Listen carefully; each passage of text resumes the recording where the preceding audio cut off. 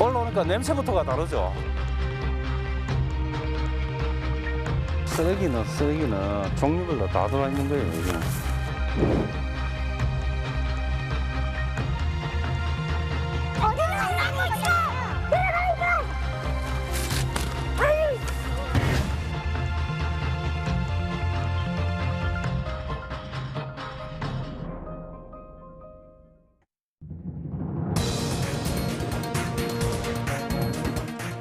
안녕하십니까. 스트레이트 성장경입니다. 안녕하십니까. 허유루입니다. 이지선 기자 나와 있습니다. 어서 오십시오. 안녕하세요. 자, 오늘은 어떤 얘기입니까? 네, 전국에 넘쳐나는 쓰레기 문제 취재했습니다. 쓰레기요. 안 그래도 코로나19 이후에 쓰레기가 더 많아졌다. 이런 얘기 있더라고요. 맞습니다. 쓰레기가 기하급수적으로 늘어나면서 수도권 매립지도 곧 포화 상태가 될 것으로 보이는데요. 이 쓰레기 대란이 눈앞에 닥쳐 있습니다. 그런데 그보다 먼저 보셔야 할 게 있습니다. 지금 이 순간에도 전국 곳곳에서 벌어지고 있는 쓰레기 불법 투기 문제입니다. 경상북도 영천시 신영면. 팔공산 푸른 숲 한가운데 거대한 잿빛 구멍이 나 있습니다. 자세히 들여다보니 쓰레기입니다. 위에서 언뜻 보면 평평해 보이지만 사실은 높이 7m가 넘는 쓰레기 산입니다. 약 13,000여 제곱미터, 목동 야구장만 한 부지에 쌓인 쓰레기가 6,500톤이 넘습니다. 환경운동가 서봉태 씨와 함께 직접 현장을 가봤습니다. 주변 도로에서는 물론이고 입구 가까이 다가가도 쓰레기는 전혀 보이지 않게 감춰져 있습니다. 대형 폐기물 차량들이 수시로 드나들어도 눈길을 끌지 않도록 고철 사업자 간판을 세워놨습니다. 간판 제대로 되어 있고 네. 밖에서 안 보이고 네. 하니까 제대로 된 고철 업체라고 보여지게 해놨네요. 그렇죠. 그리고 요 컨테이너를 요 하나 놓고 여기 하나 놓고 그리고 여기서 통제를 하고 저 위에서 쓰레기를 받고 그랬는 거예요. 폐기물을 불법 투기하면 형사 고발하겠다는 경고문까지 버젓이 붙여놨습니다. 저 칸막이 안쪽인가요? 그렇죠. 아, 지대도 높지만 예. 칸막이까지 쳐놨네요. 안 보이게. 그러니까 요 밖에서는 아무도 모르는 거죠. 원래 이런 자리를 투기를 많이 해요. 고속도로 IC에서 10분 거리 안에 항상 투기장이 생기고 차는 들어오기 좋은데 사람이 들어오기는 불편한 자리. 저걸 보려고 그러면 옆으로 산을 타고 넘어와야 되는 상황이니까. 차를 타고 울타리 안으로 들어갔습니다. 와, 올라오니까 냄새부터가 다르죠. 드넓게 펼쳐져 있는 쓰레기 더미들. 한눈에 다 들어오지 않을 만큼 넓고 높게 쌓여 있습니다. 쓰레기 산 위로 올라가 봤습니다. 오, 와, 여기 정말 장난 아니네요. 그 쓰레기를 저기 보이지도 않은 끝 저 위에까지 쳐 올리는 거죠. 저게 한 7m 가까이 나와요, 저 상부가. 건설 현장에서 버려진 것으로 보이는 찌그러진 안전모. 어촌에서 버려졌을 대형 폐 어망들. 남양주. 남양주 시내. 예, 남양주. 파란색 수도 계량기 뚜껑에는 경기도 남양주시가 양각으로 선명하게 새겨져 있습니다. 이게 남양주에서 폐기물 업체에서 일로 보냈다고 보면 되죠. 이거 뭐야, 안과 이거. 서울과 부산에 지점을 갖고 있는 대형 안과병원에 수술 전 환자 검사 기록도 아무렇게나 나뒹굴고 있습니다. 환자의 이름, 주민번호는 물론이고 진료 검사 기록이 빼곡히 적혀 있습니다. 뭐 난시, 원시, 근시, 각막 두께, 안압 수치까지 나와 있어요. 심지어 경찰이 범죄 현장에서 사용했을 법한 폴리스 라인도 쓰레기산의 한 자리 차지하고 있습니다. 그러니까 뭐 생활 쓰레기, 뭐 산업 쓰레기, 건설 예. 쓰레기 할 거 없이 다 들어와 있는 거네요. 그렇죠. 대한민국 쓰레기는 종류별로 다 들어있는 거예요, 이게. 쓰레기를 이렇게 쌓아놓은 건 누굴까? 이곳에 쓰레기를 날라준 운송기사에게서 실마리를 얻을 수 있었습니다. SJ1JJ라는 업체 부탁이었다는 겁니다. 업체 대표 정모 씨를 수소문했습니다. 어렵게 통화가 된 정 씨는 자신은 명의만 빌려준 거라고 주장했습니다. 어떻게 하다가 이렇게 됐는지 정황 설명 좀 부탁드려도 될까요? 처음에는 그냥 자연스럽게 술 한잔하는 자리에서 올리다가요. 가까워져서 같이 살면서 1년 정도 같이 지냈었어요. 어차피 니랑 나랑 같이 살 거니까 하나 하자, 사업자 내가지고 일하자, 그렇게 돼서 사업자를 만들어줬는데 저는 이렇게까지 커질 일인 줄 몰랐어요. 실제로 사업을 벌인 건 동거남 최모 씨였다는 겁니다. 뭐라고 하면서 이 역할을 맡기던가요? 돌아가신 분들 유품 정리하는 있잖아요. 유품 정리하는 거나 청소 같은 거니까 그런 식으로 얘기를 했었어요. 그러나 최 씨는 사실 쓰레기 투기 조직의 우두머리였습니다. 쓰레기 투기할 곳을 물색한 뒤 땅을 빌리고 사업자 등록을 내는 건 모두 다른 사람 이름을 쓴 겁니다. 수사기관에 적발될 경우를 대비한 걸로 보입니다. 지금은 그럼 연락이 닿으시나요? 아니요. 그 집 식구들도 저하고 연락 일절 끊고요. 연락 안 와요. 정상적인 업체인 줄 알고 땅을 빌려줬던 토지 주인도 피해가 막심합니다. 현행 법 제도상 불법으로 투기된 쓰레기를 땅 주인이 치워야 합니다. 이곳 쓰레기를 치우는 데 들 비용은 최소 18억 원. 그런데 땅값은 5억 원이라 땅을 다 팔아도 처리 비용을 댈 수 없습니다. 이런 수법으로 최 씨는 지난 8년간 전국을 돌며 쓰레기 투기 사업을 벌여왔습니다. 최 씨를 정점으로 밑에 간부 5명이 있고 이들이 다시 부하들을 시켜 바지 사장을 고용하는 식으로 운영됐습니다. 불법 쓰레기 투기꾼이 8년 만에 이른바 전국구 기업형 쓰레기 투기 조직으로 큰 겁니다. 땅 주인이 제일 피해를 많이 주죠. 내사는 1인이니까. 그 폐기물 치우는 값이 차가 들어와요, 땅 주인한테. 그 조직들이 이제 총책이 건달 생활하는 사람이고요. 자기네들은 형만 받으면 된다는 그런 식으로 생각을 하더라고요. 최 씨는 도대체 어디서 이런 쓰레기들을 가져온 걸까? 한때 이들과 함께 일했던 한 조직원은 스트레이트에 충격적인 사실을 털어놨습니다. 최 씨 같은 쓰레기 불법 투기꾼에게 폐기물을 넘기는 업체들 상당수가 정부의 정식 허가를 받고 운영 중인 멀쩡한 업체들이라는 겁니다. 저희 쪽으로 물건을 버리는 업체들이 거의 다 정상 폐기물 업체예요. 10대 중에 한 정상적인 한 7대 보내고 불법 3-4개 보내는 거예요. 그 한 차를 정상적으로 버리려면 450에서 500이 들어요. 불법으로 버리면 그 250에서 200 선에서 버릴 수 있어요. 이들 덕분에 최 씨 같은 불법 쓰레기 투기 업자들이 손쉽게 수십억 원씩 돈을 벌 수 있었습니다. 아, 한 번 그렇게 10몇 억씩 벌어요. 10억씩 벌어요. 많이 벌 때는 20억, 30억도 벌어요. 경기도 지방에서 한 번 했으면 다른 지역에서 또 하고 그렇게 되는 거죠. 너무 쉽게 되고 다 건달, 그러니까 도적 폭력배가 안 껴있을 수가 없더라고요. 돈이 된다는 걸 아니까. 쓰레기 투기 조직은 쓰레기를 넘겨줄 폐기물 업체를 물색하기 위해 포털에 광고까지 냈습니다. 2018년 상반기에 5차례, 하반기에 6차례, 2019년 상반기에도 3차례 네이버에 광고를 올린 걸로 확인됐습니다.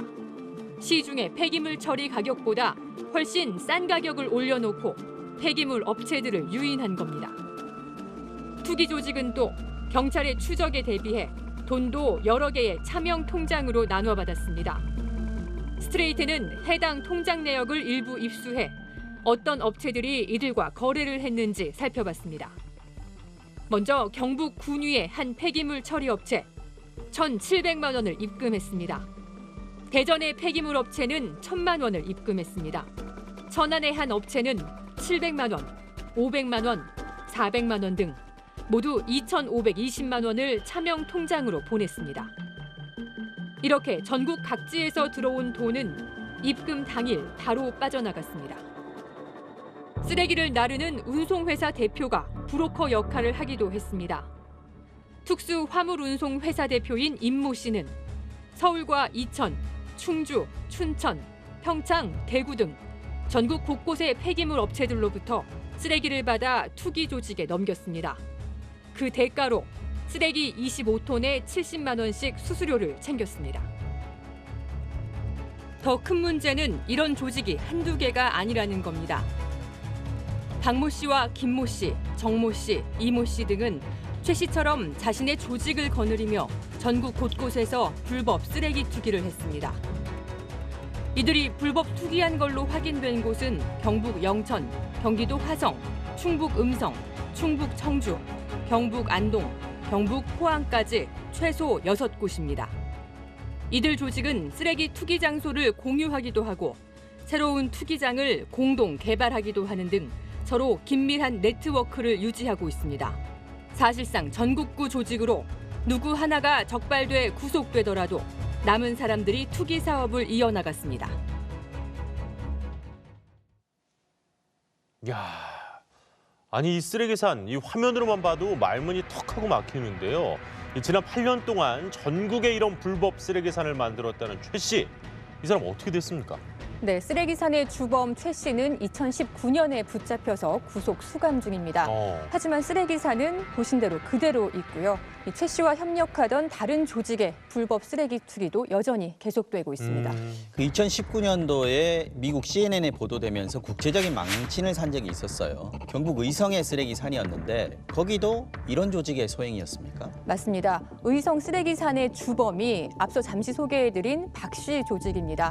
무려 20만 톤의 쓰레기가 쌓여 있었는데 이걸 다 치우는데 2년이 꼬박 걸렸고요. 올 초에야 쓰레기산이 없어졌습니다. 야, 사실 당시에 이 대통령이 쓰레기 불법 투기를 근절하라 뭐 이런 지시까지 내렸었거든요. 그런데 전혀 나아진 게 없네요. 그렇습니다. 쓰레기 투기 조직은 갈수록 조직화, 지능화돼 가고 있는데 이들을 잡아야 할 경찰은 소관이 아니라고만 하고 지자체는 단속 여력이 없습니다. 그렇다 보니 이제는 사람들이 자주 다니는 마을 골목에까지 불법 쓰레기산이 등장했습니다. 경기도 광주시 곤지암읍. 사람들 왕래가 잦은 왕복 6차선 대로변 타이어 가게 뒤편에 불법 쓰레기산이 숨어 있습니다.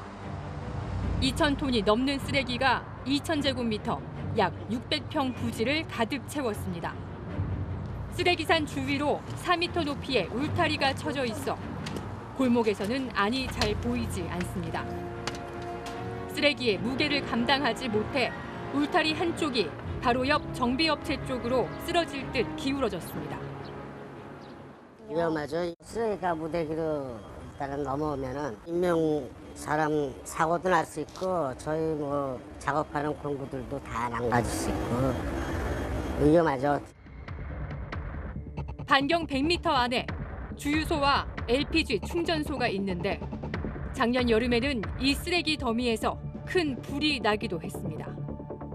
한참 일하고 있는 중에 불이 나가 열로다가 붙을까 봐 굉장히 저희도 마음이 그냥 되게 조급했죠. 소방차가 한 10대 이상 왔던 것 같은데. 땅을 빌려줬다가 쓰레기 산 때문에 곤경에 빠진 땅 주인과 함께 안으로 들어가 봤습니다.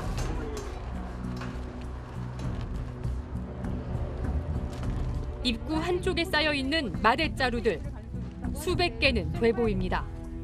자루 속에는 샛노란 비닐이 가득하고 비닐 위에는 성면 제거, 철거라고 적혀 있습니다. 성면은 1급 발암물질로 국가에서 지정 폐기물로 규정해 취급과 처리를 엄격하게 관리하는 품목입니다. 이제 정체를 이제 숨기려고 마대자루 안에 넣어놓은 것 같은데 더 안쪽으로 들어가 봤습니다. 눈앞에 나타난 쓰레기산. 오! 가파른 쓰레기산을 오르자 초입부터 건축 폐자재들이 눈에 띕니다. 전선이 들어가 있는 전기 매트가 햇빛 아래 그대로 노출돼 있고 등유를 담았던 통도 널브러져 있습니다. 등유, 청정 등유. 뭐 이 안에 등유가 남아있지는 않겠지만 너무 위험한 게 너무 많네. 자동차 전조등 덮개와 타이어, 통으로 뜯겨져 나온 문짝도 눈에 띕니다. 나가! 나가, 나가! 나가라고! 갑자기 한 남자가 나타났습니다. 나가라고! 나가! 내려와! 쓰레기 투기 업체의 간부입니다. 부장님 여기 성면 봉투가 있던데 이거 어떻게 된 거예요? 나는 모르지. 야, 날아와! 내려오라고! 아니, 내려와! 성면 봉투는 이런데 불법 투기하면 내려오라고, 지금! 내려오라고, 내려오라. 내려와. 내려가니까! 빨리!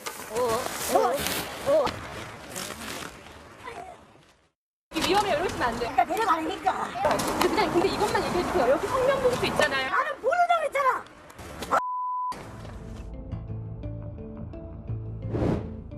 이 자리는 원래 농지였습니다. 30년 넘게 농사를 지어왔던 부부는 남편이 암 판정을 받은 2006년 이후 땅을 임대로 내놨습니다. 여기서 재활용 회사를 운영할 거라고 했던 임차인 채모 씨는 2015년부터 쓰레기를 쌓기 시작하더니 6년간 이렇게 쓰레기산을 만들어놨습니다. 임차인을 상대로 힘겹게 싸우던 남편은 4년 전 세상을 떠났고 아내 문 씨는 3년째 정신과 치료를 받고 있습니다. 내 가슴에 쌓아놓는 것 같더라고. 내 가슴에 쌓아놓는 것 같아가지고 밤에 잠도 못 자고 자다가 일어나서 여기로 오는 거예요. 1시고 2시고 와가지고 여기서 괜히 쓰레기가 막 또 들어오는 것 같아가지고 여기서 막 1시간, 2시간씩 있어요. 기다리고 있어요. 이제는 쓰레기를 치울 수도 임차인을 내쫓을 수도 없습니다. 2,000톤의 쓰레기를 치우는데 드는 비용은 무려 6억 원. 1, 2천만 원 드는 것도 아니고 우리가 농사가 지어가지고 돈이 어디서 나요. 나가야 내보내지. 나가지를 않는 거 어떻게 내보내지. 쓰레기는 싸놓고 안 나가는데 어떻게 내보내느냐고. 시에서 좀 도와줬으면 좋겠는데 시에서 어떻게 해주든지 해야지. 제 힘으로는 어떻게 할 수가 없어요.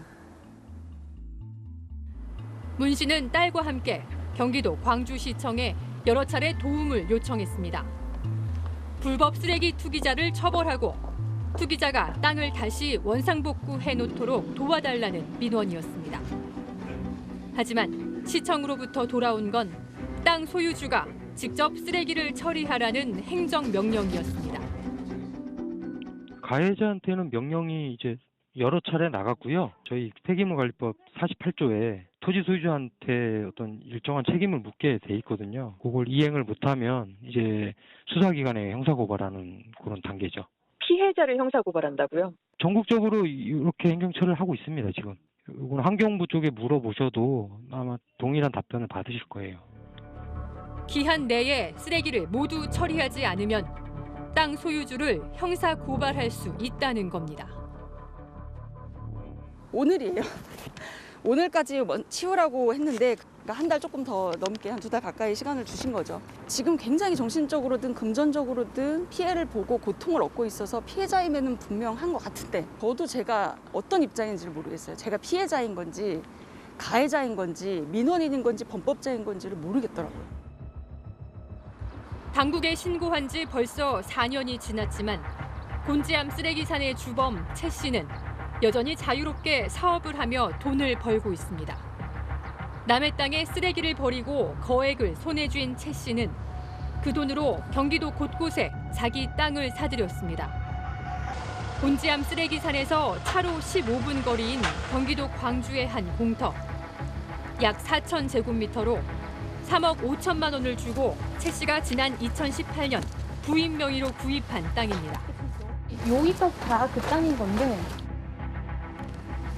40여 분 떨어진 곳에 또 다른 땅. 쓰레기 불법 투기업자 채 씨가 작년 6월 이 땅의 지분 42%를 5억 5천만 원을 주고 매입했습니다. 남의 땅엔 불법 쓰레기산을 만든 채 씨는 정작 자기 땅엔 쓰레기 한 조각 버리지 않고 있습니다. 쓰레기 불법 투기가 큰 돈벌이가 되면서 투기 장소도 전국으로 퍼지는 모양새입니다. 고속도로와 가까운 경북 성주. 창고 건물에 숨긴 경북 의성. 해안가 부두에 쌓아놓은 전남 영암. 처리 비용만 70억 원이 드는 충북 진천. 지난해 말 기준으로 환경부가 파악한 쓰레기 불법 투기 현장은 전국적으로 407곳, 161만 6천 톤에 달했습니다. 지역별로는 경기도 76만 톤, 경북 45만 톤으로 경기와 경북의 발생량이 가장 많았고 전북과 충남, 전남 순이었습니다. 특히 작년 한 해 동안 발견된 쓰레기 산만 41만 톤입니다. 그러나 이들을 단속할 수사 인력은 턱없이 부족합니다. 먼저 쓰레기 투기는 범법 행위지만 1차 수사가 경찰이 아닌 지자체 소관입니다. 환경팀의 폐기물 담당 공무원이 특별사법경찰관 역할까지 맡고 있는데 소도시나 군단위는 공무원 한 명이 이 모든 업무를 다 맡습니다. 폐기물 처리업자들이 험한 사람들이 많으니까 조직폭력배가 연관된다든가 행정처분하고 이러면 협박을 좀 받죠. 그런 거 퇴근할 거 아니냐, 감귤 조심하라고 퇴근하면 죽이겠다. 근데 이게 건절이 안 되는 게 일선 시군의 담당 공무원들이 전국을 다니면서 조사를 못 합니다. 그리고 그 사람들이 조직폭력배들하고 싸울 그게 안 되잖아요. 경찰은 경찰대로 우리 사건은 아니다 그러고 특사경 소관이다, 시해 소관이다 그러고 그러니까 폐기물 사건이 유야무약하다가 땅 주인 앞으로 다 넘어가니까 모든 처벌이 폐기물 투기범들은 계속 돌아다니는 거예요.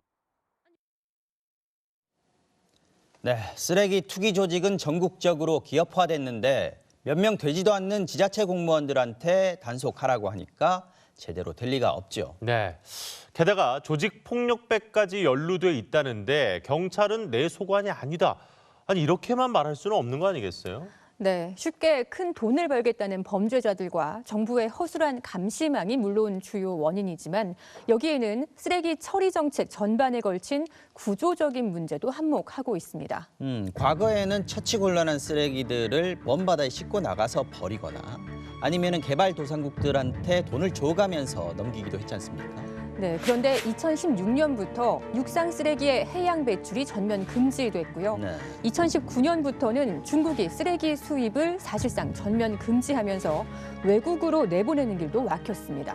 그러니까 이제 우리 땅 안에서 나는 쓰레기는 모두 우리 땅 안에서 해결을 해야 되는 상황이 된 거군요. 어떻게 보면 또 이게 당연한 거기도 하고요. 그렇죠. 그런데 문제는 우리나라 쓰레기 처리 시설이 다른 나라에 비해 심각하게 부족하다는 겁니다. 게다가 작년부터는 코로나19로 쓰레기 양이 또 늘어났으니까 상황이 더 녹록지 않겠군요. 그렇습니다. 쓰레기는 갈수록 늘어나는데 처리 시설은 부족한 실태를 취재했습니다. 지난해 전 세계를 덮친 코로나19 바이러스. 방역과 위생이 무엇보다 중요해지면서 일상도 변화가 불가피했습니다. 지난해 1분기 국내 택배 물동량은 전년보다 평균 30% 증가했고 온라인 음식 배달 매출은 최대 90%까지 급증했습니다. 그만큼 쓰레기도 늘어났습니다. 가정에서 나오는 플라스틱 쓰레기는 하루 평균 923톤으로 19% 증가했고 스티로폼 쓰레기는 14.4%, 비닐 쓰레기도 9% 늘었습니다. 분리 배출 없이 그대로 버려지는 일회용품들도 많아 일반 쓰레기도 5% 증가했습니다. 자취를 하고 있는데 코로나 이전보다 확실히 쓰레기 양이 엄청 늘어난 게 저도 느껴졌어요. 포장을 많이 해오다 보니까. 근데 이게 저만의 문제가 아니라 다른 분들도 다 이러실 거니까 그래서 분리수거도 잘 하고 재활용도 많이 하려고 노력은 하고 있습니다. 포장 배달을 좀 많이 하게 되니까 배출할 때 분리수거하는 보면 정말 많더라고요. 그리고 배달용품은 다 거의 다 재활용 된다고 이렇게 알고 있거든요. 근데 안 되나?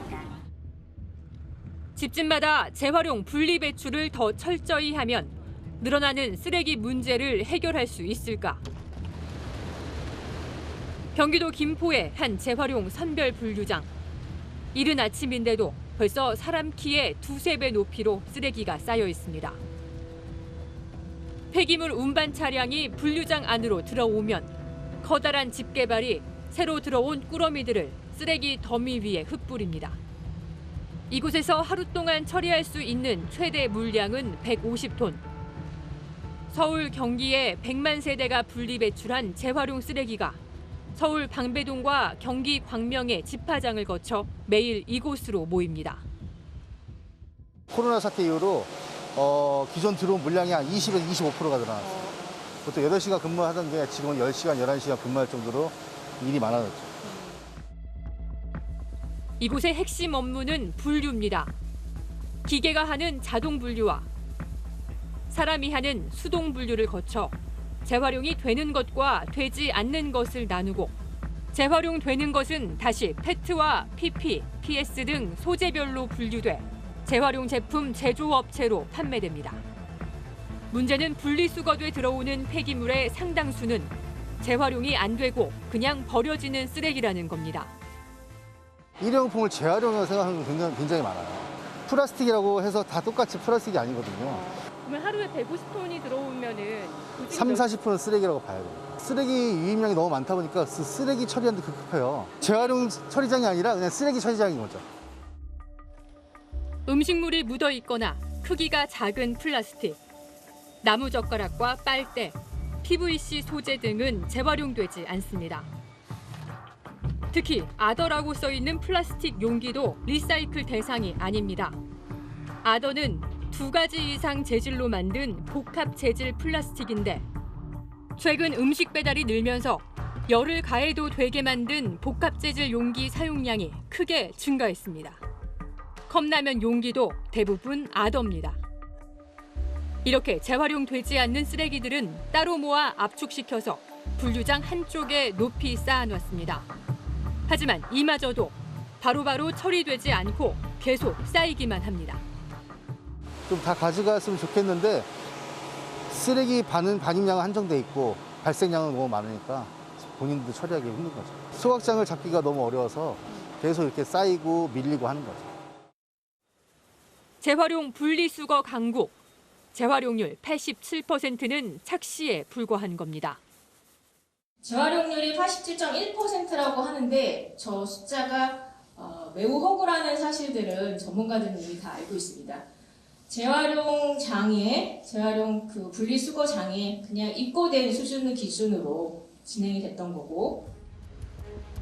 그럼 재활용되지 않는 나머지 쓰레기들은 어떻게 처리되고 있을까? 우리나라 쓰레기 소각률은 5.6%, 소각하지 않고 그대로 땅에 묻는 매립률은 7.3%입니다. 가뜩이나 좁은 국토에서 환경오염도 더 심각한 매립이 소각량보다 더 많은 겁니다. 해외에선 어떻게 하고 있을까? 우리보다 인구도 많고 땅도 넓은 일본은 매립률이 단 1%에 불과합니다. 대신 소각률이 80%에 달합니다. 일본은 쓰레기를 소각할 때 발생하는 열 에너지를 전부 회수해 전기를 생산하고 지역 난방을 합니다. 화석 연료를 쓰레기로 대체하고 있는 겁니다. 유럽 국가들도 마찬가지입니다. 덴마크의 매립률은 0.8%, 스웨덴은 이미 2013년도에 매립률을 0.7%까지 낮췄습니다.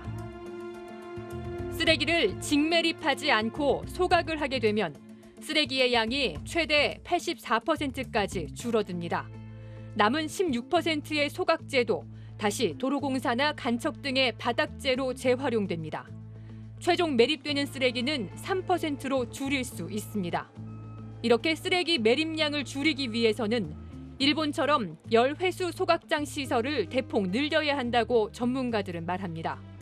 소각 기술이 발전해 과거처럼 다이옥신 같은 유해 물질도 거의 나오지 않습니다. 소각장이라는 소리만 들으면은 이제 유해 물질을 배출하는 시설이다라는 그런 오해가 있습니다. 근데 실제 소각장을 운영하는 것을 보면은 물리화학적 후처리를 통해서 집진 장치나 촉매 장치들을 통해서 다 처리를 하게 됩니다. 결론적으로 후처리 장치만 제대로 운영이 된다면 나오는 배기가스, 유해 물질은 거의 자동차 수준이라고 생각해도 될 것 같습니다. 현재 국내에서 운용되는 쓰레기 소각장은 의무적으로 후처리 장치를 갖추고 있고 일부는 일본처럼 열 회수도 하고 있습니다. 우리 국민들 쓰레기 재활용 분리배출 정말 잘합니다.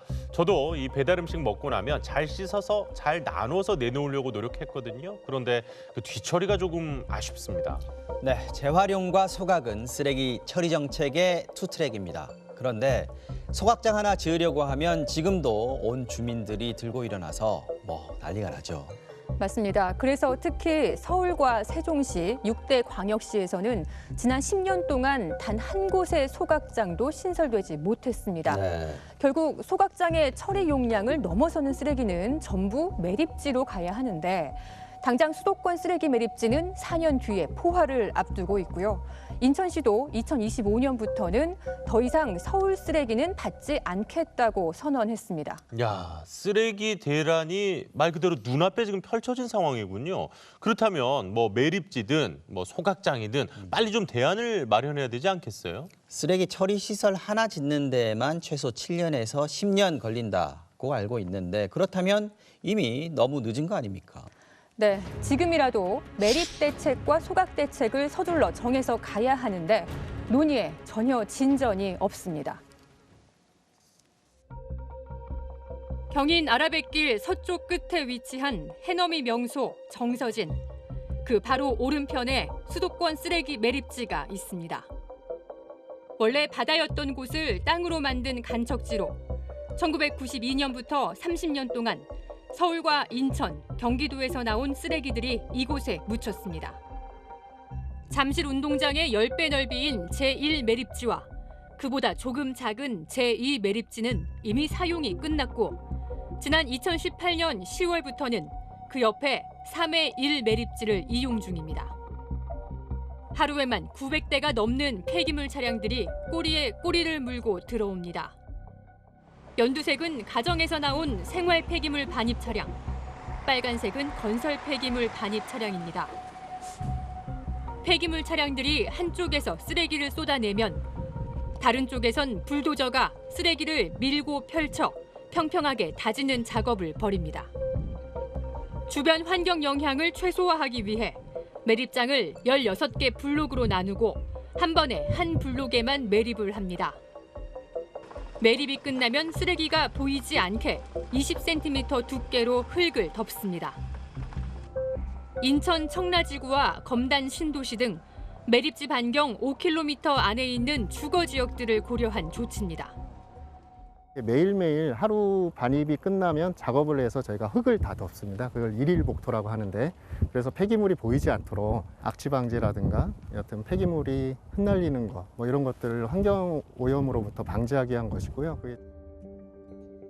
수도권 인구는 2,600만 명, 대한민국 전체 인구의 절반에 달합니다. 인구가 많으니 하루 14,000여 톤의 쓰레기가 수도권 매립지로 들어옵니다. 이대로 매립량이 줄지 않고 지속되면 앞으로 4년 뒤인 2025년에는 3의 1 매립지가 완전히 포화되는 상황. 그런데 인천시가 그때가 되면 매립지 문을 완전히 닫아버리겠다고 선언했습니다. 더 이상은 서울과 경기도에서 나오는 쓰레기를 받지 않겠다는 겁니다. 박남춘 인천시장을 만나 직접 입장을 물어봤습니다. 서울 쓰레기는 서울에서 처리를 해야 합니다. 그리고 인천 쓰레기는 인천이 처리를 해야 하는 것이죠. 쓰레기만큼은 이제 발생지에서 처리하는 정의를 확립하자. 인천시는 지난 2015년 이매립지 만료를 앞두고 매립 종료 선언을 했다가 서울시와 인천시, 경기도와 환경부, 4자 협의를 통해 지금의 매립지 연장 사용에 합의했습니다. 3의 1 공구를 연장 사용하는 대신 대체 매립지 조성을 위해 노력하기로 한 겁니다. 오세훈 서울시장은 이번에도 지자체 간 협의를 통해서 수도권 매립지 사용을 연장하겠다는 입장입니다. 최대한 협의를 서둘러서 확보를 해야죠. 지금 현재 서울 시내에는 쓰레기를 매립할 장소가 없습니다. 따라서 협의를 잘 하는 수밖에 없다. 현재로서는 그런 입장입니다. 반면 인천시는 더 이상은 안 된다며 맞서고 있습니다. 언제나 똑같은 논리였어요. 대체 매립지를 구하는 형식을 취하다가 또 시간 없다고 연장하자 하는 것으로 나올 수 있는 소지가 많습니다.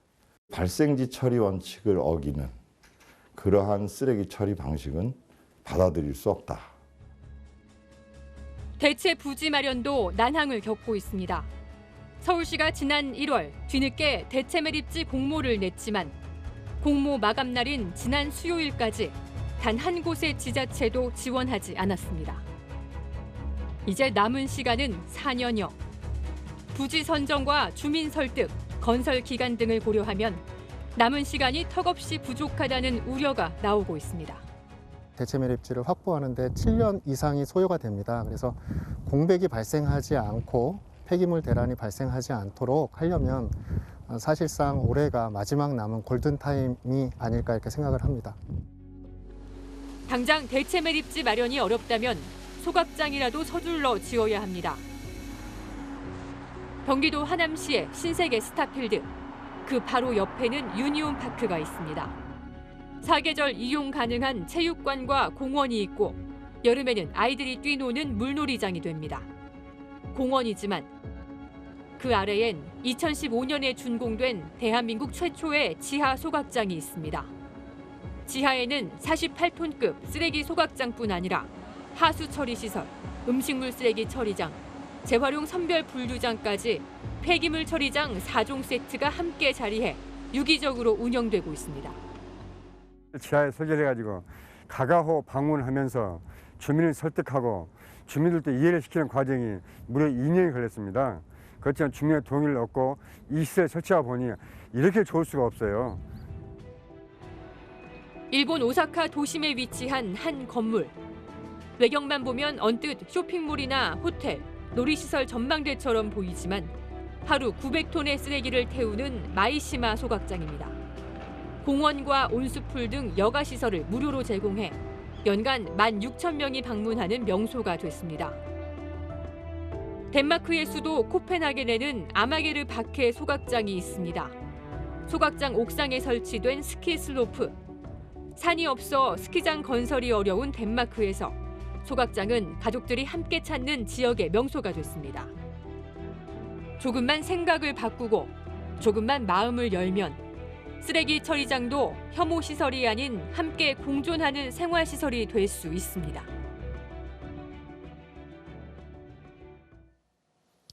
쓰레기를 더 이상 버리지 못하는 날이 온다면 음식 배달이나 택배는 물론 쇼핑, 건축, 의료 같은 우리 일상이 함께 멈추게 됩니다.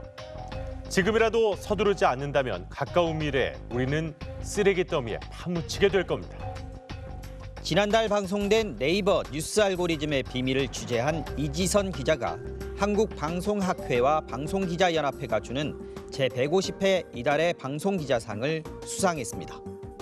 끈질긴 추적 저널리즘 탐사기획 스트레이트. 저희는 다음 주 이 시간에 다시 찾아뵙겠습니다.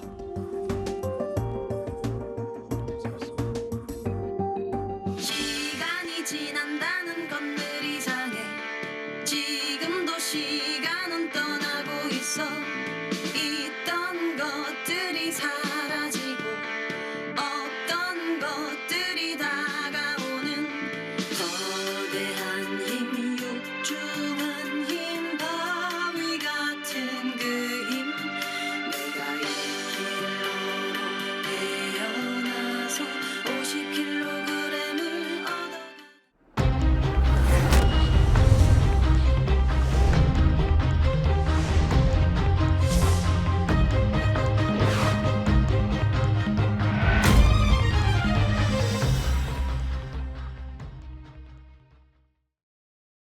끈질긴 수다 저널리즘 스트레이트 후 41번째 시간입니다. 진행을 맡고 있는 허유루 아나운서, 그리고 송정경 기자, 그리고 오늘 또 취재를 맡은 이지성 기자, 그리고 또 오늘 스트레이트 후 스튜디오에 아까 화면에서 만나뵀었던 또 손님이 한 분 찾아주셨습니다. 환경운동가 서봉태 선생님 나오셨습니다. 어서 오십시오. 반갑습니다. 야, 아까 이제 화면에서 이지성 기자랑 같이 정말 그 쓰레기 산을 오르시면서 이렇게 실태를 또 고발을 해주셨는데, 지금 또 환경부에서 그 불법 투기 감시위원으로 활동을 또 하고 계시다면서요? 먼저 스트레이트 시청자 여러분들께 인사 한번 부탁드리겠습니다. 네, 반갑습니다. 서봉태입니다. 약간 좀 어색하시죠?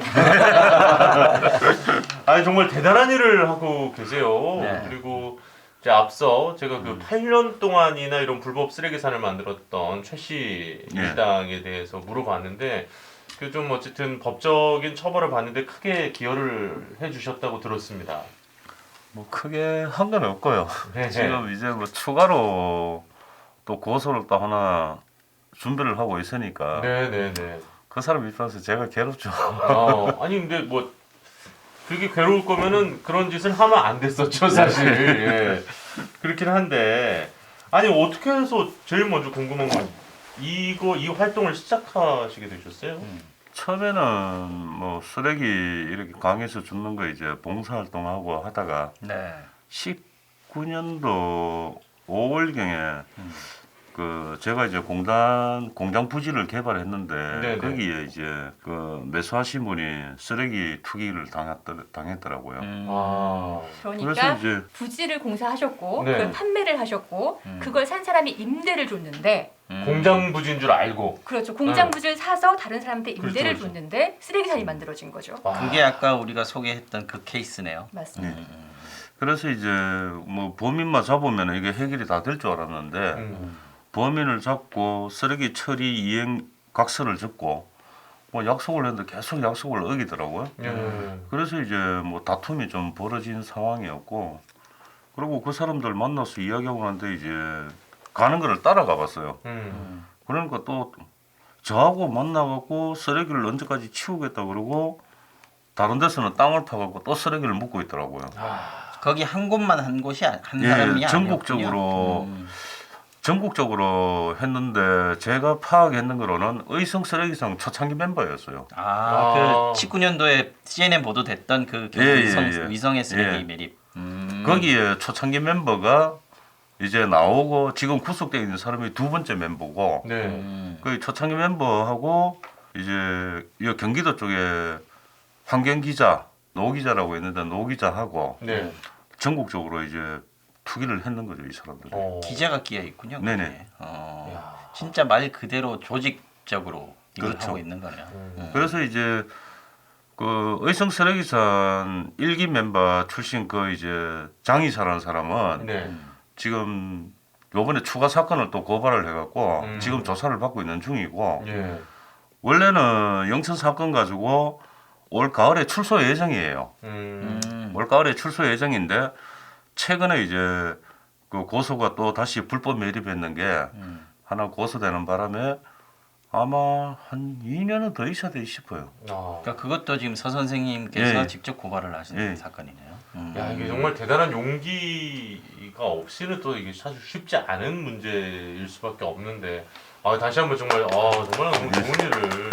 그러게 아까 저희가 얘기하면서 이게 조직화돼 있다 그러고 거의 조직 폭력 수준으로 뭐 묘사가 되고 있는데 그러면 개인적으로도 좀 이렇게 좀 두려워하거나 그런 뭐 일신상에 좀 위협이 오거나 이런 것도 또 있지 않았을까 싶은 생각도 실질적으로 들어요. 뭐 신변 위협은 굉장히 많이 받았어요. 어떤 식이었나요? 뭐 칼과 찔러 죽인다고 사람들을 찾아다니기도 하고. 네네네. 근데 뭐 그런 거 겁나면은 사실 이 일을 못 하죠. 야 이게 조심하셔야 아무렇지 돼요. 않게 말씀을 하시지만 정말 이게 보통 일이 아니라는 걸 미루어 좀 짐작을 할 수가 있습니다. 아까 우리 이제 첫 번째 그 자료에서 이지성 기자랑 같이 그 현장 가신 거를 저희도 함께 봤거든요. 그런데 진짜 이게 밑에서 봐가지고는 모르겠던데요. 이게 일반인들이 지나가면서 봐가지고는 여기에 쓰레기산이 있을 거라고 상상이 안 전혀 되더라고요. 모르죠.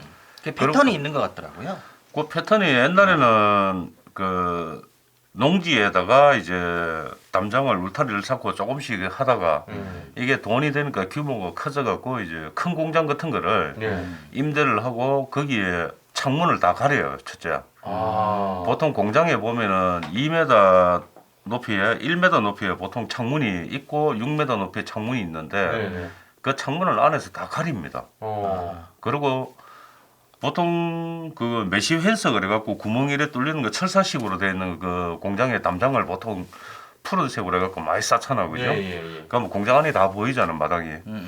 근데 그거를 이제 공차장에 그 EGI 펜석하는 게 있어요. 공차장에 그 안에 가리는 거 있는데 그거로 공장을 다 감쌉니다. 그러면 공장 안이 전혀 안 보이거든요. 그러니까 약간 그 건설 중인 건물들 그렇죠. 가벽 같은 식으로 예, 예. 해가지고 안이 안 보이게. 그게 EGI 현석하는 건데 네네네네. 그거를 4m에서 6m 정도 높이를 공장 전체를 쌓고 그리고 공장 창문을 가리면은 저녁에 이제 쓰레기 차가 들어가도 아무도 모르는 거죠. 그러면 이제 말 그대로 공장의 외형은 있는데 그 안은 쓰레기로 가득 차게 되겠네요. 그렇죠. 그러니까 출입구만 막아놓으면 출입구도 사람이 왔다 갔다 못하니까. 보통 대문을 4m 높이로 다 가립니다. 출입구도. 출입구도. 예. 보통 공장에 보면 스텐 파이프로 해놨는 거 자바라 식으로 이제 대문을 이래 해놓는데 네네네네네. 그거를 다 열고 거기다가 대문을 새로 만들어요. 한 4m 높이로. 그러니까 일반적으로 이렇게 뭐 미닫이 문이나 이런 그렇죠. 것들은 뭐 예. 없애버리고 아예 그냥 자기들만. 그러니까 아까 액수도 좀 놀랐어요. 이게 그거 하나만 조금 한탕 해버리면은 뭐 많게는 뭐 1, 20억 뭐 이상 뭐 이 정도 수익이 생긴다고 하니까 그 사람들이 그런 불법적인 행동을 저지르는 거 아니겠습니까? 보통 폐기물 투기를 하게 되면은 한 달 안에 총책들이 버는 게 한 10억 정도는 벌어요. 기본적으로. 한 달 안에. 예, 한 달에. 그러니까 이게 유혹이 굉장히 큰 거죠.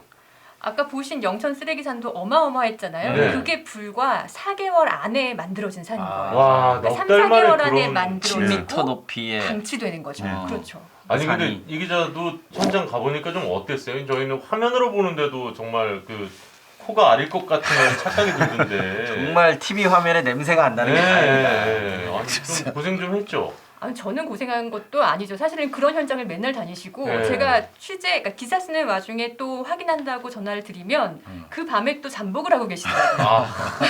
그러니까 생업이 있으심에도 불구하고 이런 그 쓰레기 투기범 잡는 일에 투신하시는 게 정말 저는 제가 뭐 그거 잠깐 다녀왔다고 힘들었다 말할 입장이 아니죠. 그래도 이제 그 미처 못 보신 분들 사실 어떻게 보면 지금 상암 MBC가 있는 이곳 이 상암동이 난지도였죠. 네, 난지도였잖아요. 그래서 어렸을 때 생각해 보면은 뭐 이렇게 제가 외삼촌이 일산 사셔갖고 이쪽 지나갈 때 냄새가 되게 강했던 기억이 나요. 근데 지금도 조금 있거든요. 강변북로 타고 이렇게 넘어가다 보면 어느 정도였나요? 근데 그 난지도 같은 경우는 그 당시에는 우리가 음식물 쓰레기를 다 같이 묻었던 그렇죠, 시절이에요. 그렇죠. 네. 그래서 그때는 냄새가 뭐 상상을 못할 악취였고 그야말로 생으로 저희가 묻었죠. 갔던 네. 그 쓰레기사는 사실은 건설 폐기물과 네네. 사업장 폐기물 중심이지 음식물 쓰레기가 있는 건 아니거든요.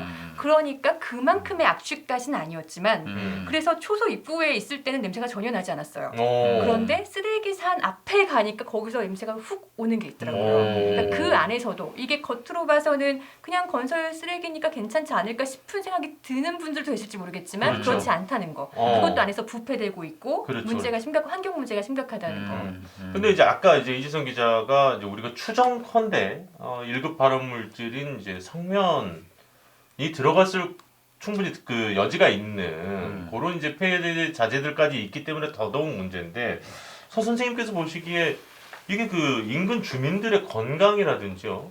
어쨌든 환경적으로도 참 이게 그냥 일반적으로 나온 뭐 예를 들어서 벽돌 같은 거 나온 것만 다 쌓아놓은 게 문제가 아니잖아요 지금. 그렇죠. 이게 이 인근 주민들의 건강에도 큰 위협이 될 수 있겠던데요. 보통 저게 이제 발암 물질이나 이런 거는 건물 철거하는 과정에서 전문적인 업체에 있어 갖고 그거를 먼저 철거를 해가요. 그렇죠. 그 보통 아파트 단지나 이렇게 조성할 때 이제 보통 주거지를 전부 다 철거를 하잖아요. 네네네. 그러면 발암 물질을 먼저 검사를 하고 그거를 발암 물질 처리 업체에서 이제 성면을 전부 다 회수를 해갖고 난 뒤에 일반적으로 장비 가지고 이제 집을 다 부수거든요. 그러면 그 부수는 거를 전부 다 이제 처리 업체로 다 들어가기 전에 건물 부수기 전에 이제 이거를 다 분류를 해야 돼요. 원칙은. 분류를 해서 나무는 나무대로 이제 뭐 FRP는 FRP대로 이렇게 비누는 비누로 다 분류를 하고 그러고 이제 콘크리트를 벽돌이나 이런 걸 집을 파쇄를 해서 이제 콘크리트 업체로 보내고 나머지는 쓰레기 업체로 가고 해야 되는데 지금 공기나 공기 단축이나 공사비를 아끼기 위해서 이걸 한 목에 다 파쇄를 해요. 그러고는 그 콘크리트 처리 업체에 들어가면은 거기서 분류하는 것 자체가 잘못됐는 거예요. 원래는 철거하기 전에 원칙은 그렇죠. 먼저 이거를 분류를 해야 네네네. 되는데 그래서 불법 투기 들어왔는데 보면은 보통 인테리어 그 하면서 나오는 폐기물이 많아요. 인테리어 폐기물. 철거 폐기물들이. 지금 현재는 투기가 되는 게 건축 폐기물이나 사업장 폐기물이 이제 수지나 이런 쪽으로 들어오고 있는데 조금 더 가면은 화학 물질 쪽으로도 또 투기가 들어오는데 그거는 이제 방화를 위해서 군산이나 그 다른 지역에 폐기물 투기됐던 자리에 보면은 불이 나는 게 그게 단기간에 불이 났는 게 저게 자연 발화가 아니고 화학 물질이 쓰레기 안에 있기 때문에 그래서 불이 나는 거예요. 쉽게 생각해 갖고 이제 공장 안에 쓰레기를 쌓을 때 그 안에다가 알루미늄 강재가 있는데 알루미늄 그거 가공하면은 먼지 같은 가루가 나와요. 그거는 물이 접촉이 되면 발화가 됩니다. 니켈 같은 거하고.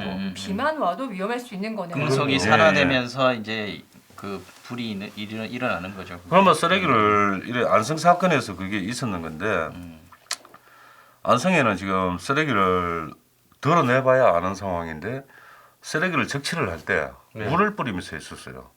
그럼 정말 위험한 상황이 또 발생할 수가 있는 상황이네요. 먼지 날리지 말라고 물 뿌리는 건데 사실은 그 물이 발화의 원인이 될 수 있는 거예요. 먼지를 나지 말라고 뿌리는 그것도 있지만은 쓰레기 압축되는 거에 차에서 하차할 때 물을 뿌리면서 적체를 하게 되면은 그 물이 2달, 석 달이 있다가 쓰레기 틈 사이로 계속 흘러내리면은 쓰레기 밑에 그게 니켈이나 뭐 알루미늄 강재나 이런 게 들어가 있으면은 거의 한 달에서 2달 사이에 물이 흘러내리면은 쌓일 거 아니에요. 그렇죠. 그러면 발화가 되는 거죠.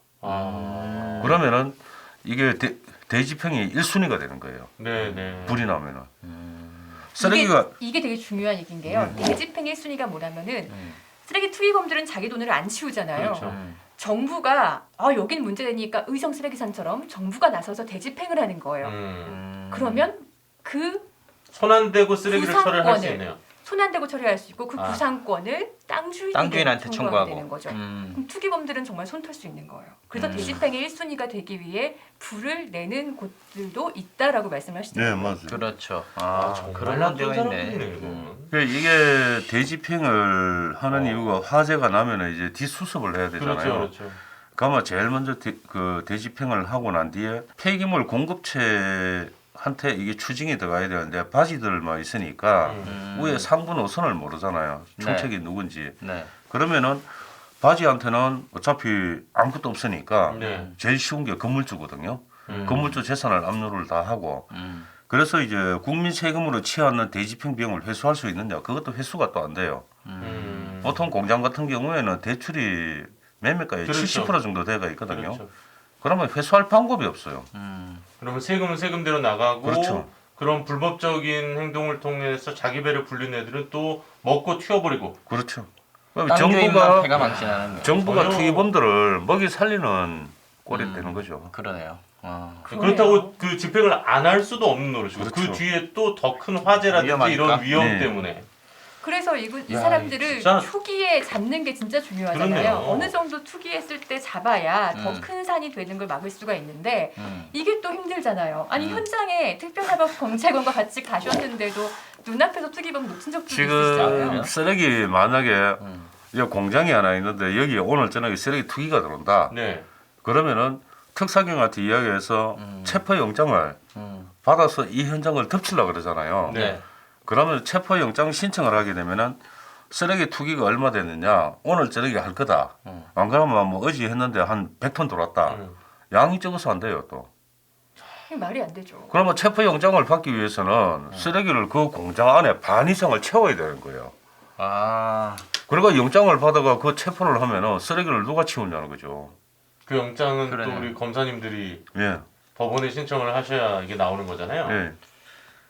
그리고 이게 무슨 말이야? 그러니까 한번 100톤 안에 살아보셔야 이게 100톤이 적은 양이 아니라는 걸 느끼실 텐데. 처벌을 할 수 있을 때까지 단속을 할 수 있을 때만큼을 채우려면 그때 이미 늦었다는 거죠. 그때 이미 치울 수 있는 한도를 넘어서는 정도까지 돼야 단속을 할 수 있다. 야 이거 정말 문제입니다. 그리고 쓰레기가 가득 찬 창고를 같이 갔는데 쓰레기가 막 삐져나와요. 눈에 보여요. 이거 문을 따고 들어갈 권한이 없죠. 특사경에 없는 거예요. 그리고 거기에 투기범들이 왔어요. 압수수색이 왔는데 하니까. 잠복하고 있는 선생님이랑 특사경을 보고서 트럭에 타버리고 문을 잠궈버린 거예요. 그 트럭 문을 열 권한도 특사경이 없어요. 그냥 놓쳐버리는 거죠, 사람을. 특사경인데 특사경이 이제 원래 이제 수사관이나 검찰 수사관이나 경찰 수사관이 아니고 행정부에서 지자체 같은 곳에서 특별사법경찰권을 부여한 사람들을 특사경이라 그러죠. 네. 그러니까 일종의 이제 공무원들, 단속 공무원들 보통 특사경이죠. 그런데 이게 또 문제가 있는 게 뭐냐면은 공무원들이 환경직으로 오게 되면은 다른 쪽에 허가 부서에나 있다가 환경직으로 왔을 때 그러면은 환경직이 와서 이제 그러면 네가 사법경찰관 해라. 그러고 검찰에 신청을 해서 서류가 나오고 환경부에서 교육을 받고 하잖아요. 거기에 대한 업무를 이래저래 뭐 좀 익히다가 한 6개월 정도 가다가 보면 다른 업무 좀 하다가 얼마 안 돼 갖고 또 다른 부서로 또 가요. 그러면 실제로 그 많은 그 사법 경찰에 대한 업무를 보려고 바깥에서 다니고 제대로 능력을 발휘하려고 하면은 다른 부서로 가는 거예요. 보통 그런 보직이 이제 아무래도 힘들다 보니까 순환 보직이 돼서 길게 또 못 시키고 이런 것들도 있겠네요. 근데 여기 또 순환 보직에 대해서 또 재밌는 게 뭐냐면은 제가 처음에 이거 다닐 때 공무원들이 일을 안 하는 줄 알았어요. 정말 놀고 먹는 줄 알았어요. 근데 제가 1년 이상 추적을 하면서 계속 공무원들하고 이야기를 하고 업무에 대해서 그거 이렇게 저렇게 뭐 상담을 하다가 보니까 일을 안 하는 게 아니고 못 하는 거더라고요. 너무 다른 일들이 많아서. 이게 인원은 적고. 우리가 시나 군에 가갖고 저녁에 불 꺼지는 부서가 제일 늦게 꺼지는 부서를 딱 보면 환경직이에요, 전부 다. 아, 그렇군요. 11시, 12시 대가 불이 꺼져요. 그러면 이 사람이 한 사람이 어떤 일을 하냐면은 올바로 시스템 신고하는 거 그거 접수하고 올바로 시스템은 정부에 등록하는 시스템이에요. 올바로 시스템에 폐기물 움직이려고 하면 올바로 시스템에 이제 다 올려야 되거든요. 배출 신고하고 수지 분발하고 최종 처리하고 다 해야 되는데 그 시스템 관리하는 거 그리고 이제 폐기물 인허가 관련 그리고 민원 그리고 현장 단속 이 네 가지를 한 사람이 한 사람이 학교 졸업하고 시험 쳐서 각 공무원 됐으면은 환경직으로 오잖아요. 3개월 안에 거의 사표 다 써요. 너무 힘들어서? 너무 힘들어갖고 이거 할 바에야 내가 밤 11시까지 근무한 바에 공부도 했어. 다른 직으로 가겠다는 거죠. 실제로 저희 방송 보면은 협박받은 공무원도 있거든요. 예, 그 폐기물 관련 업체가 보면 조직 폭력배가 많은데 사법 경찰관들이 전부 다 이제 주임급 이제 9급, 8급 이러니까 그 나이가 어리잖아요. 조사하는 과정에 조용하게 그래요. 저녁에 칼까 찔러 죽여본다고. 예, 이 사법 경찰관이 수사했는 거 가지고 환경부든 검찰이든 서류를 올리면 영업 정지, 안 그러면 허가 취소 이러니까 그냥 칼까 찔러 죽인다고 대놓고 이야기해요. 행정처분이 자기들에게는 경제적 타격이 크니까 엄청 크죠. 보복하겠다라는 거를 협박을 계속 한다는. 근데 이런 업무를 경찰이 맡는 게 아니라 구급 공무원, 주무관들이 맡고 있다는 현실인 거죠. 경찰은 왜 안 맡고 있는 거예요? 왜 이걸 맡으려고 안 하죠? 처음에 첫 단추를 잘못 끼웠는 게 요거는 제 생각인데요. 우리가 보통 구청에서 이제 주거지에 쓰레기를 버리면은 구청에 이제 경찰에 신고하면 구청에서 나오거든요. 그게 쓰레기잖아요. 그러면 구청 공무원이 쓰레기 봉투를 뒤벼서 전부 다 배출자를 뭐 찾든지 뭐 전기세 요금을 찾든지 고지서를 찾든지 이런 거 찾아가는데 이거를 하는 과정에 폐기물이 연루가 되니까 폐기물도 쓰레기다. 그러니까 이게 계속 환경부에서 갖고 있는 거예요. 그런데 우리가 112에 신고를 하게 되면은 쓰레기는 시청으로 전화 세역해요. 112 관제센터에 있어. 왜? 쓰레기 사건이 진짜 구청 사건이니까. 그러면은 제가 그 전라도 지역에서 그 단속하는 날 112 신고를 했어요. 했는데 시청으로 전화를 하더라고요. 그래서 시청 공무원은 특사경이 오면은 긴급 체포 권한이 없으니까 형사들을 보내달라. 이게 총책을 잡아야지 주범을 잡는다. 뭐 이렇게 이야기를 하니까 파출소에서 순찰차 왔는데 그냥 신분 확인하고 범인 그 뭐 신분증 이런 확인하고 범인 가는 거 잡도 하고 그냥 눈앞에서 가는 거 뻔히 보고 있었어요. 이게 그 현행법상으로 현행범은 바로 이제 어쨌든 긴급 체포가 가능하지 않습니까? 근데 근데 쓰레기가 네. 시청 소관이니까 그게 안 되는 거예요. 그 혹시 법적은 좀 법안은 좀 어떻습니까? 이게 지금 현재 제가 법은 정확하게 모르겠는데요. 우리가 보통 쓰레기 그 단속을 환경부에서 이제 시청으로 해서 사법경찰관이 하잖아요. 그런데 정부에서 쓰레기를 대통령이 언제까지 치워라. 그러고 단속을 어떻게 해라 지시가 내려와요. 자, 그러면은 경찰이 개입이 돼야지만 이게 긴급 체포가 되고 현행범 체포가 현장에서 차에 있는 뭐 서류든 이런 거를 다 빼떨어 갖고 볼 수가 있고 총책이 누구고 돈은 어디로 받았고 물건은 누가 받았고 그 자리에서 다 확인이 돼야 되는데 경찰이 없으니까 그냥 시에 데리고 와갖고 진술서만 받은 거예요. 그러면 투기범들은 여기에 대해서 스토리가 다 있어요. 네네. 현장에서 잡혔을 때 니는 무슨 역할, 니는 무슨 역할 다 이야기를 하게 되어 있습니다. 그렇게 다 해놔놓고 현장에서 잡혀가 시청에 가서 진술서는 그냥 그 사람들이 부르는 대로 공무원은 받아 적는 것밖에 없어요.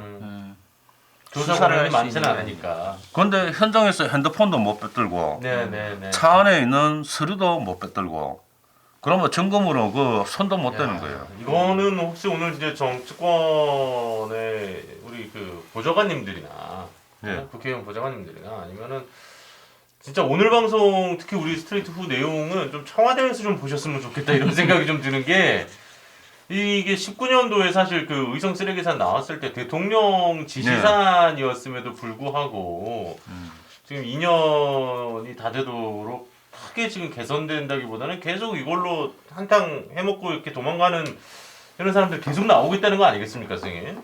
이걸 근절하려면 경찰한테 맡기고 그것도 사실 광역 수사가 가능한 조직에 맡겨야 해요. 그렇죠. 이게 지역을 전국구 넘나드니까. 조직이잖아요. 그렇죠. 일선 그냥 지역 서 경찰이 맡아야 이 전국으로 뻗어있는 조직을 수사하기가 쉽지가 않거든요. 그렇네요. 광역 수사가 가능한 곳 그리고 이렇게 잡았을 때 뭐 인센티브나 가점을 준다거나 어떤 이런 것들이 있어야 경찰들이 나서서 열심히 수사를 하지 않을까 싶은 생각도 아니 들어요. 그리고 저는 이제 법안 자체도 그 이제 처벌 조항이 너무 약하진 않을까도 사실 조금 거기 처벌이 7년 이하에 7천만 원 이하거든요. 근데 이제 20억 벌고 7천만 원 내면 그런데 그래서 여기서 서봉태 선생님이 정말 어떻게 그 전략을 짜셨냐면요. 이게 한 번 들어가 봐야 뭐 최대는 7년이지만 2, 3년밖에 안 나온단 그렇죠. 말이에요. 근데 이거를 한꺼번에 여러 건을 접수를 시켜버리면 그걸로 2, 3년 살고 나오니까 그렇게 안 하시고 하나씩 한 건으로 넣고 추가하는 나올 때쯤 되면 다른 건으로 또 고소할 수 있게 준비를 하시고 그런 전략을 짜고 계시더라고요.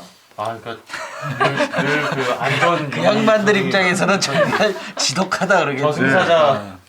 아니 근데 지금 전국에 발견된 그런 쓰레기산 오늘 이제 보신 곳은 이제 몇 군데였습니다만은 뭐 400곳이 넘는다는 얘기를 들었는데 그 감춰진 것까지 하면은 이게 숫자가 좀 걱정스러울 정도인데요. 땅 속에 매립되는 거하고 아직 안 밝혀졌는 거는 사실 많아요.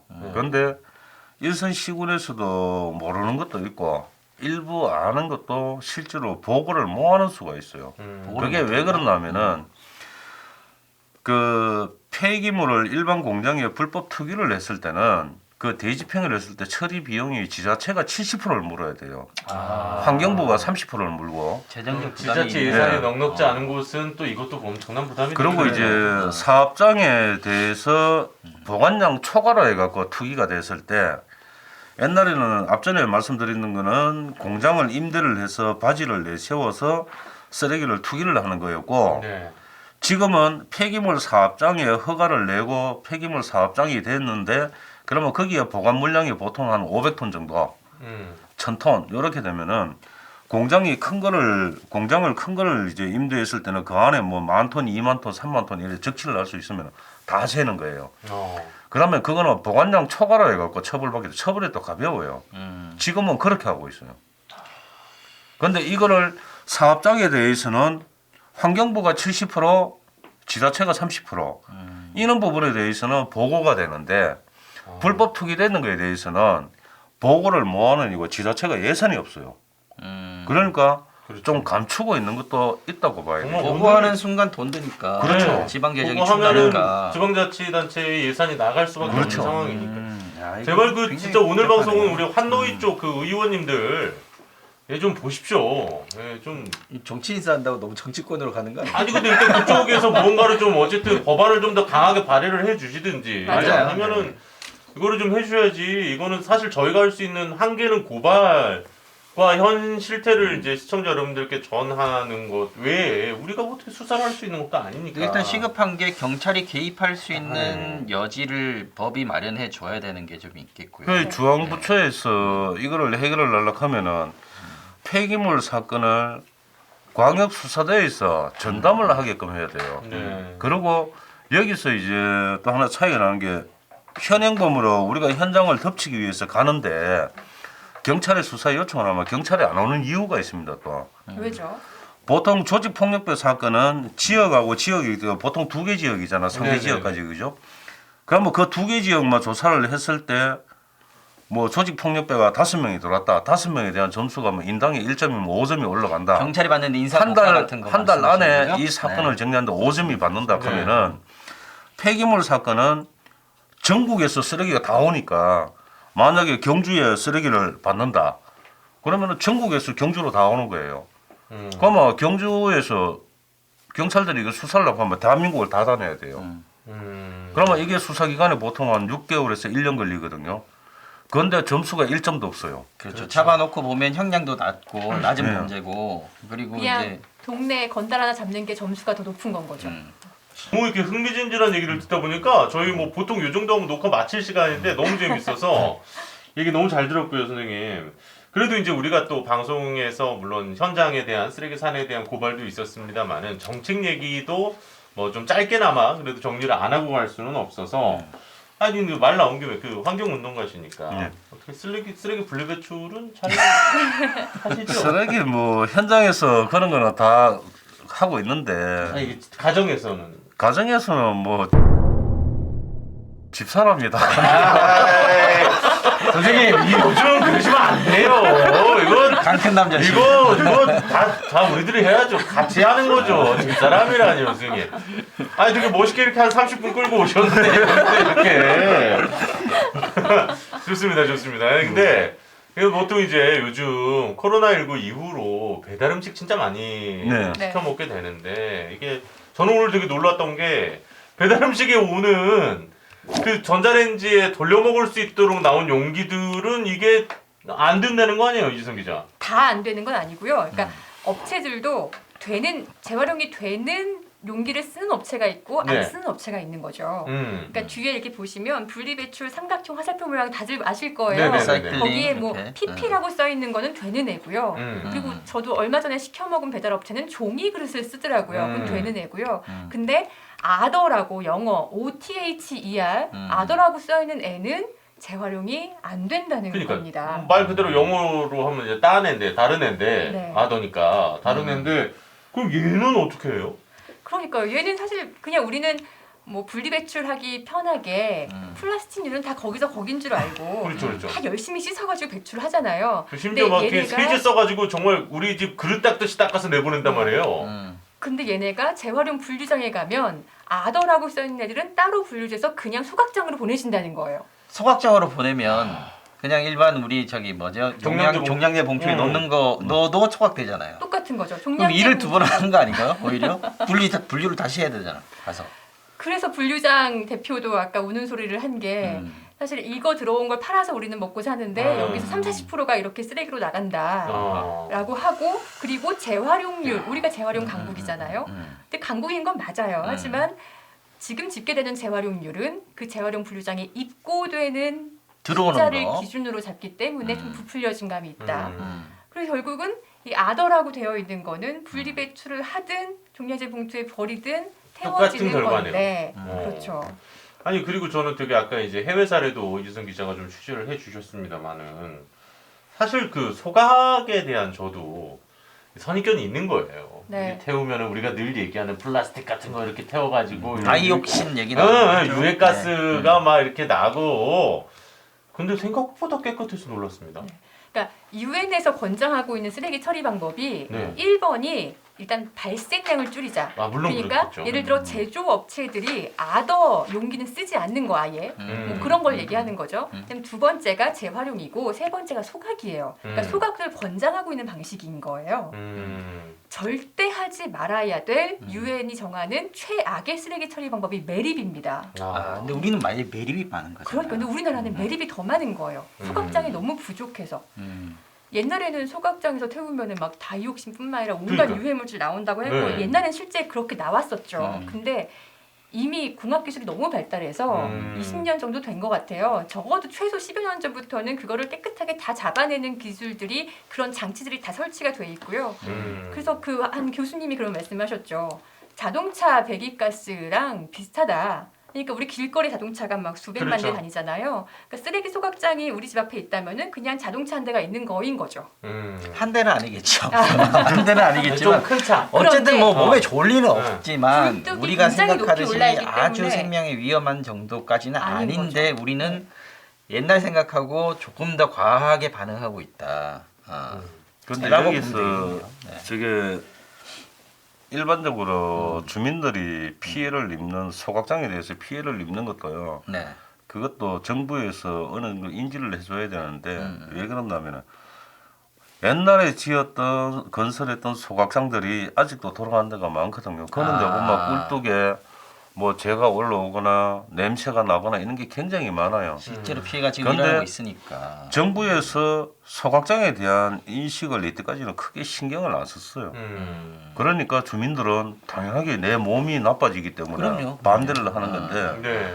근데 지금 소각장을 만약에 한다, 정부에서 조금만 신경 쓰면은요, 주민들은 서로 유치하게끔 할 수도 있어요. 소각장이 지금 꿀뚝 없는 소각장들이 지금 나오고 있어요. 네, 지하로. 예, 지하로 들어가는데 꿀뚝이 없이 쓰레기를 태우면은 그 열로 해서 터빈을 돌려가 전기도 하고 스팀도 나오고 그러면은 소각장이 땅 속에 들어갔을 때 그 위에 땅이 남을 거 아니에요. 네. 그러면 그 땅을 남는 걸 가지고 스팀 나오는 거를 6차 산업을 해가 뭐 그 생산 시설을 갖췄든지 주민들한테 그래서 주민들이 이 부지에서 6차 산업을 할 수 있는 거 스마트팜으로 해서 뭐 난방이 필요 없으니까 그쪽에서 스팀 나오는 거로 난방을 돌리고 주민들한테 인센티브를 주고 그러면은 주민들이 과연 그게 오지마락할까요?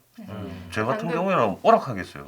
쓰레기 투사일 뿐만 아니라 약간 정책가로서도 약간 아니 정정을 조금 해야 되는데 굴뚝 없는 소각장 약간 오해하실 수가 있는데요. 굴뚝은 다 있어요. 근데 연기가 나오는 굴뚝이 없다는 말씀이신 거예요. 다 처리돼서 나오니까. 그러니까 모든 소각장에는 굴뚝이 다 있습니다. 네네. 높이 거기서는 수증기가 나옵니다. 그렇죠. 그러니까 유해 물질들은 다 걸러지고. 네.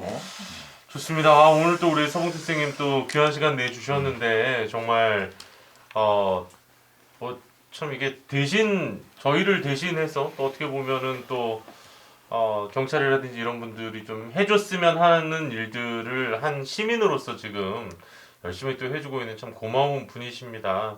다시 한번 늘 건강 잘 챙기시고 네. 앞으로도 이 쓰레기 산이 대한민국이 좀 없어지는데 계속해서 저희도 좀 응원을 보내도록 하겠습니다. 예, 건강 늘 잘 챙기시고요. 고맙습니다. 감사합니다. 예. 고맙습니다. 자 이제 스트레이트 후 마무리할 시간인데요. 예, 오늘 우리 이지선 기자가 아쉽지만 오늘이 이제 1년여간의 스트레이트 팀 생활을 마치고 또 이제 다른 중요한 부서로 일을 하러 중요한 일을 하러 갑니다.